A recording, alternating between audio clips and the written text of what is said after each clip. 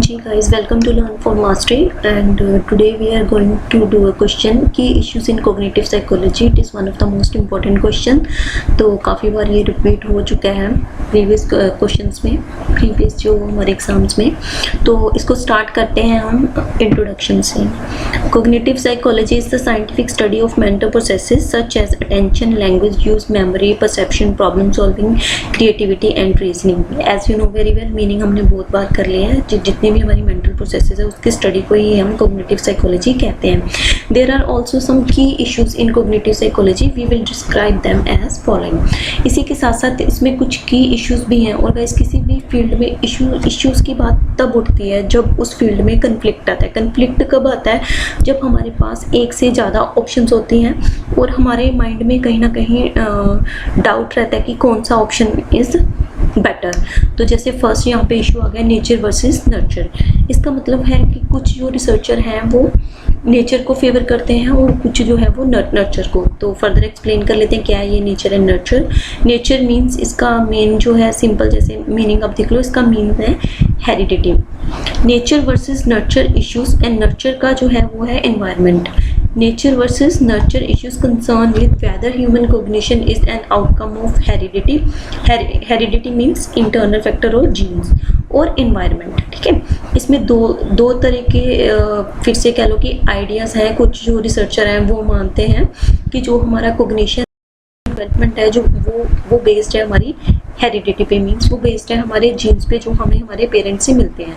और जो other side of researcher हैं, रिसर्चर्स हैं जहाँ साइकोलॉजिस्ट हैं, वो सारी मानते हैं कि इसमें जो मेन रोल है वो एनवायरनमेंट का है. कि हमारे आसपास जैसा भी एनवायरनमेंट हमें प्रोवाइड होता है उसी को हम उसी नॉलेज को सेंस करके हमारी जो है कॉग्निशन बनती है. तो ये दो तरह के यहाँ पे कह लो कि आइडियाज़ हैं जिसको डिफरेंट रिसर्चर्स मानते हैं. तो इसी को हम फर्स्ट इशू कहेंगे.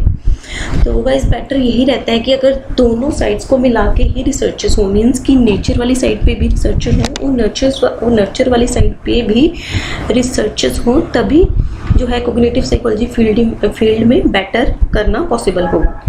नेक्स्ट हमारा इशू है रैशनलिज्म वर्सेस एम्पिरिसिज्म. पहले देख लें कुछ कि रैशनलिज्म में कैसे फेवर करते हैं researchers. Rationalism believes that we acquire knowledge through our ability to reason और लॉजिक. ठीक है, सिंपल लाइन है कि हम जो है नॉलेज कैसे एक्वायर करते हैं, जो हमारी एबिलिटी होती है रीजन करने की, लॉजिक करने की, उसी के थ्रू हम जो है वो अपनी नॉलेज को एक्वायर करते हैं. तो ऑन द अदर साइड जो दूसरी साइड है वो मानती है एम्पिरिसिज्म को. और एम्पिरिसिज्म क्या कहती है? Empiricism argue that our thoughts and knowledge are produced from our sensory experiences. कि जो भी हम एनवायरनमेंट में सेंस करते हैं उससे ही हमारी जो है वो थिंकिंग प्रोसेस बनती है, हमारी नॉलेज डेवलप होती है. तो इसमें भी दो तरह के कह लो कि ग्रुप्स आ गए. जो एक जो है वो रैशनलिज्म को फेवर करता है, दूसरा जो है वो एम्पिरिसिज्म को फेवर करता है. तो अगेन कंक्लूजन यही रहेगा कि दोनों तरह की स्टडीज होनी चाहिए. नेक्स्ट की इशू है that is structures versus processes. Similarly इसमें भी वही है कि हमें जो है वो जो हमारी कॉग्निशन, जो हमारी प्रोफिशिएंसी है, कॉग्निटिव पावर है जो हमारी, उसमें हमें ब्रेन की या कह लो माइंड की स्ट्रक्चर्स को स्टडी करना चाहिए या फर्दर उसकी प्रोसेसेस को स्टडी करना चाहिए. इसको देख भी लेते हैं क्या है. This conflict is concerned with should we study the human mind's structures. की हमें ह्यूमन माइंड के स्ट्रक्चर को स्टडी करना चाहिए जिसमें इंक्लूड होता है उसके कंटेंट, उससे related characteristics and products. Means कि उसको इंटरनली स्टडी करना चाहिए. और should be concentrate on human thinking process. Means externally. Externally इसलिए लिखा है कि जो हम स्ट्रक्चर में स्टडी करते हैं दैट इज़ इंटरनल पार्ट जो है हमारे ब्रेन के, कह लो माइंड के. जैसे हम कॉन्शियस माइंड, सबकॉन्शियस माइंड या अनकॉन्शियस माइंड की बात करते हैं. लेकिन अगर कॉग्निशन की बात है तो इसमें हम ब्रेन की बात करते हैं कि इंटरनल स्ट्रक्चर ब्रेन का जो है वो कैसा है. इसलिए मैंने इंटरनली लिख दिया ताकि पॉइंट जो थोड़ा याद रहे. और एक्सटर्नली मीन्स कि एक्सटर्नली जो हम ऑब्जर्व करते हैं कि किसी भी एक पर्टिकुलर स्टूडेंट का बिहेवियर, चाहे हम कॉग्निटिव बिहेवियर किसी स्टूडेंट का ऑब्जर्व कर रहे हैं कि वो एक पर्टिकुलर सब्जेक्ट में अच्छा है और बाकियों में अच्छा नहीं है, जहाँ उसकी परसीविंग पावर अच्छी है, तो that would be the study of his और हर थिंकिंग प्रोसेसेस. ठीक है। तो फर्दर इसमें भी वही आता है कि बोथ टाइप ऑफ रिसर्चेस होंगी, तभी हमें डीपली इन डेप्थ जो है वो कंटेंट जहाँ मैटर मिलेगा। मीन्स स्ट्रक्चर की भी स्टडी होनी चाहिए एंड फर्दर थिंकिंग प्रोसेसेस की भी स्टडी होनी चाहिए। नेक्स्ट इश्यू जो आता है, नेक्स्ट कन्फ्लिक्ट है, वो है domain generality versus domain specificity. इसमें क्या है, डोमेन्स जो हमने लास्ट करी थी, हमने 12 डोमेन्स, उसी पे बेस्ड है। It means learning about the processes of cognition is applicable to all other fields और restricted to a particular field. इसका मतलब है, मान लो कोई एक, जैसे हमने सबसे पहला जो डोमेन की थी दैट वाज न्यूरो कॉग्निशन करके ऐसा कुछ था। तो न्यूरो कॉग्निशन में जो हमने फाइंडिंग्स मीन्स की रिसर्च करके उस पर जो हमें फाइंडिंग्स मिलती हैं उसको हम फर्दर न्यूरो साइंस फील्ड में ही यूज़ कर सकते हैं, जहाँ उसको दूसरी जो डोमेन्स हैं जो हमने करी थी, language acquisition, memory, perception, other domains भी जो हमने की थी आर्टिफिशियल इंटेलिजेंस की, उसमें भी वो रिजल्ट्स यूज़ होने चाहिए एक पर्टिकुलर डोमेन के, या फिर उसी पर्टिकुलर डोमेन में ही वो रिजल्ट यूज़ होने चाहिए। That is domain generality versus domain specificity. तो अगेन गाइज, अगर एक डोमेन के रिजल्ट एक पे ना यूज़ करके हम सब पे यूज़ करें, तब भी हमें बेटर जो है स्टडी, तब भी हमें जो है वो बेटर रिसर्च वर्क मिलेगा। और साथ के साथ अगर हम उसी फील्ड में भी उसके रिजल्ट यूज़ करते हैं तो तब भी हमें कुछ न्यू जो है इंफॉर्मेशन मिलेगी। तो अगेन कंक्लूजन यही है कि both type of research should be done. Next आपका जो इशू आता है that is causal inferences versus ecological validity. इसको देख लेते हैं क्या है। It is about studying cognition through highly controlled studies. ठीक है।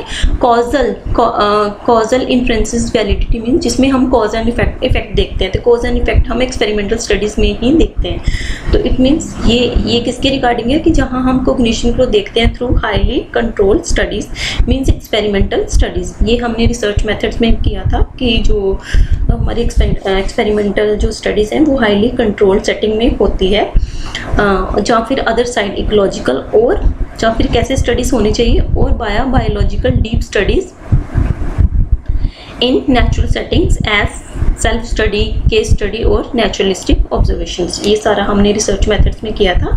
तो अगेन दो तरह के यहाँ पे भी कन्फ्लिक्ट आ गए कि कॉजल इन्फ्रेंसेस वैलिडिटी को मीन्स कंसिडर करना चाहिए, कह लो कि एक्सपेरिमेंटल रिसर्चेस को कंसिडर करना चाहिए, जहाँ बायोलॉजिकल डीप स्टडीज़ को कंसिडर करना चाहिए कि किसी पर्टिकुलर पर्सन को डीपली ऑब्जर्व करके।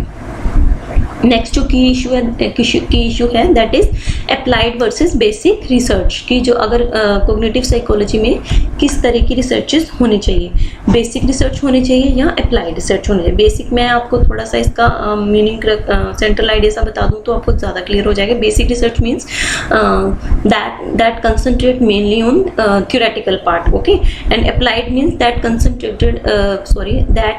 concentrate on the application of the findings। ठीक है। तो हम पॉइंट्स अगर करेंगे तो हमें चीज़ें ज़्यादा क्लियर हो जाएंगी। It is based on the desire to broaden up knowledge and to understand information. ठीक है। इसका मेन जो इच्छा कह लो कि मेन जो गोल है इस वाले बेसिक रिसर्च का क्या होता है कि नॉलेज को बढ़ाना। ठीक है। एंड टू अंडरस्टैंड इन्फॉर्मेशन, और इन्फॉर्मेशन को कह लो कि अंडरस्टैंड करना, ज़्यादा से ज़्यादा नॉलेज को बढ़ाना मीन्स ज़्यादा से ज़्यादा थ्योरी को डेवलप करना। और दूसरी तरफ अप्लाइड रिसर्च क्या है, it is based on the application of acquired knowledge और cognition efficiently in real situation. ठीक है। इसमें क्या है कि जो हमने रिसर्चेस से जो भी हमारे पास फाइंडिंग्स आई उसको रियल सिचुएशन में फर्दर अप्लाई करना। Next basic research, it is oriented toward underline और हाईलाइटिंग कॉग्निटिव प्रोसेसेस। इसमें है कि जो जितने भी कॉग्निटिव प्रोसेसेस हैं उससे रिलेटेड और उनको हाईलाइट करना, उनसे रिलेटेड और नया कंटेंट जो है वो डेवलप करना, उनसे रिलेटेड और न्यू थ्योरीज डेवलप करना। ऑन द अदर साइड जो अप्लाइड रिसर्च है, it is oriented toward practical application of knowing fact की practical implication. Its goal basic research is, its goal is to provide answers to why, what and how of all fundamental ideas, means it based on theory, it develops theory. On the other side, applied research seeks to address particular issues to solve actual difficulties। ठीक है।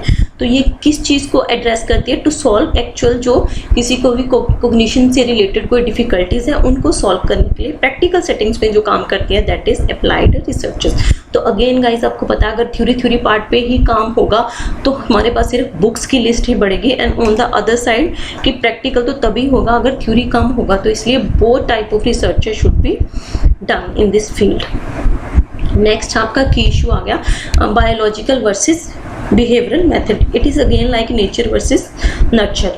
This perspective sometimes related to the nature nurture argument. देख लेते हैं क्या है। Biological वाले जो हैं, जो बायोलॉजिकल रिसर्चर्स को या कह लो बायोलॉजिकल फील्ड को फेवर करता है, वो वाला ग्रुप कहता है this concept presumes that all behaviour human और एनिमल, ह्यूमन या एनिमल का कुछ भी बिहेवियर है इज ऑब्स्टिनेट और acquired by heredity and a person's biological chemical makeup. Again कि जो भी एक पर्सन का या किसी भी एनिमल का बिहेवियर है that is acquired to heredity through genes of our parents. And on the other side behavioural approach जैसे हमने नेचर में किया था, और on the other side behaviour approach क्या है? This approach in contrast content that human conduct is the outcome of our interactions with our surroundings और environment. Again वही बात आ गई नेचर नर्चर वाली। This method supports the nature side of nature nurture debate, and on the other side जो behavioral approach है that supports the nurture side of the nature nurture argument। इसी के साथ हमारा की इश्यूज वाला टॉपिक यहीं पे ख़त्म होता है। तो हम नेक्स्ट क्वेश्चन भी जल्दी करेंगे। So till then take care, keep smiling and keep studying.